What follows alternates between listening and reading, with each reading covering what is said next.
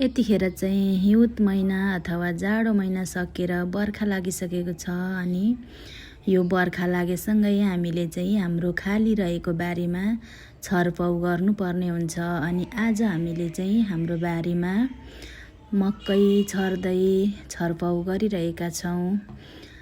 अनि यो जोतिसकेर फेरि हामीले छेउ र भित्ता खन्नुपर्ने पनि हुन्छ।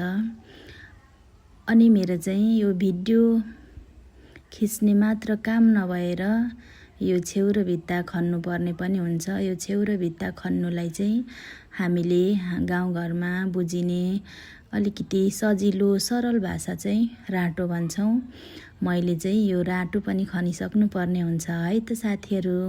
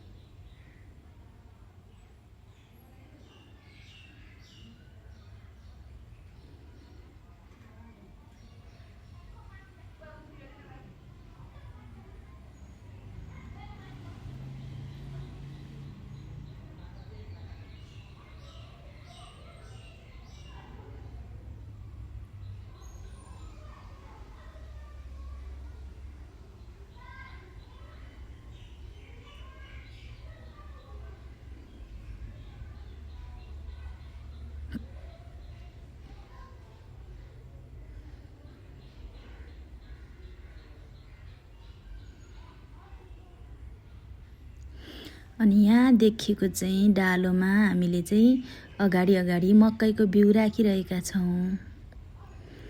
अनि काम गरिरहेका थियौँ, काम गर्दै थियौँ। अनि यत्तिकैमा चाहिँ फेरि हामीलाई चुनाव पनि लागिरहेको थियो। अनि आज चाहिँ हामीलाई फेरि भोट माग्न पनि बारीमा आइसकेको छ है त।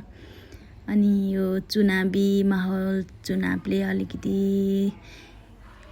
केलाई भोट दिने, कहाँ भोट लाउने भनेर छलफल गरिराख्दा चाहिँ हाम्रो गोरुलाई चाहिँ शान्ति भएको छ होला।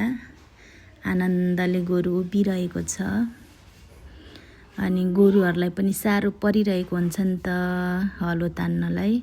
त्यही भएर गोरुहरूलाई चाहिँ एकदमै सजिलो परिरहेको छ है यतिखेर।